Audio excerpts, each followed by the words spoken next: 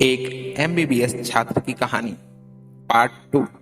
तो प्रिय साथियों, अगर आपने अभी तक फर्स्ट पार्ट नहीं देखा है तो प्लीज डिस्क्रिप्शन में लिंक है, आप जाकर देख सकते हैं।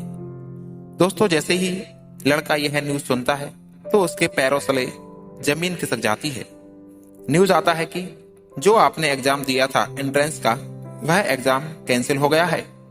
दोस्तों, यह सुनकर इस लड़के का सारा सपना यहीं पर खत्म हो गया और इसकी आंखों से आंसू नहीं रुक रहे थे और वह सोच रहा था कि आखिर मेरे साथ ही ऐसा क्यों हो रहा है।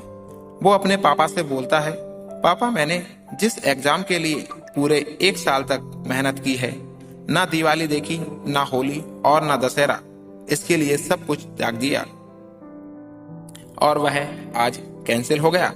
वह रोते हुए अपने पिताजी से बोलता है कि यह सब मेरे साथ ही क्यों हो रहा है। पापा, मुझे एमबीबीएस के अलावा कुछ दिखता ही नहीं, मुझे डॉक्टर ही बनना है। तो दोस्तों, उसके पिताजी ने अपने बेटे का हौसला बढ़ाते हुए कहा कि बेटा, तुम्हें अगर डॉक्टर बनना है, मैं तुम्हें किसी प्राइवेट कॉलेज से एमबीबीएस करा देता हूँ, भले ही इसके लिए मुझे अपना घर जमीन कुछ भी बेचना पड़े, तुम टेंशन मत लो। दोस्त, उनके बेटे ने कहा, नहीं पापा, मुझे प्राइवेट कॉलेज से नहीं बल्कि सरकारी कॉलेज से ही एमबीबीएस करना है। और वह बोला, मैं फिर से कोटा जाना चाहता हूँ और एक बार फिर से तैयारी करना चाहता हूँ, मैं हार नहीं मानूंगा। वो कहते हैं ना, सक्सेस की भी अपनी एक अदा है, वो भी मेहनत करने वालों पर फिदा है।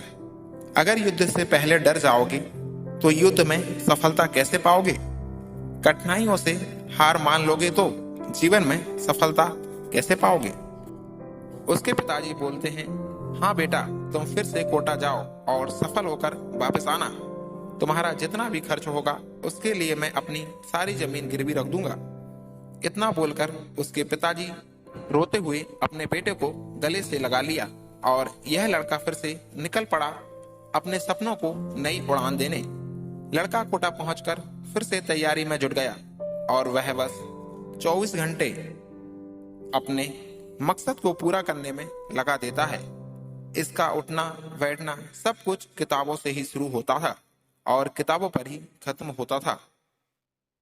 यह लड़का पढ़ाई में इतना बिजी हो गया था कि दिवाली के दिन भी इसे यह पता नहीं था कि आज दिवाली है और यह शाम को खाना खाने मेस में जाता है और वहां जाकर पता चलता है कि आज दिवाली है और मेस बंद है।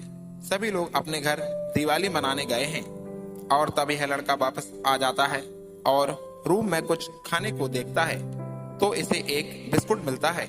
यह दिवाली के दिन बिस्कुट को पानी में घोलकर पी लेता है। दोस्तों, तभी इसकी माँ का फोन आता है और इसकी माँ पूछती है, बेटा, आज दिवाली है, तुमने कुछ मिठाइयाँ खा ली क्या? तो यह बेटा सब कुछ छिपाते हुए अपनी माँ से कहता है, हाँ माँ, मैंने मिठाइयाँ और खीर पूरी सब खा लिया है, आप चिंता मत करो। दोस्तों, यह अपनी माँ को बिल्कुल भी यह एहसास नहीं दिलाना चाहता था कि वो भूखा है। वह सोच रहा था कि डॉक्टर बनने का सपना मेरा है, मेरे कारण मेरी माँ को कोई तकलीफ ना हो। तो दोस्तों, साल के अंत में फिर से इस लड़के का एग्जाम हुआ और जब इसका रिजल्ट आया तो पता है रैंक क्या था? All India rank 569। तो दोस्तों, फाइनली उसका सिलेक्शन हो गया।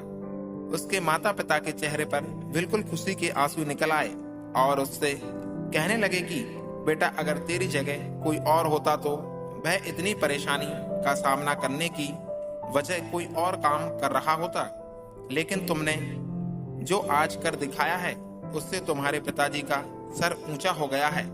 I proud of you. तो दोस्तों, प्लीज हमें कमेंट करके जरूर बताएं कि हमारी स्टोरी कैसी लगी। इस कहानी से सीखने वाली बात यह है कि कभी भी असफलताओं से घबराकर हार मत मानिएगा, क्योंकि आज अगर यह लड़का हार मान लिया होता तो शायद यह अपने पिताजी से प्राउड ऑफ यू शब्द नहीं सुन पाता।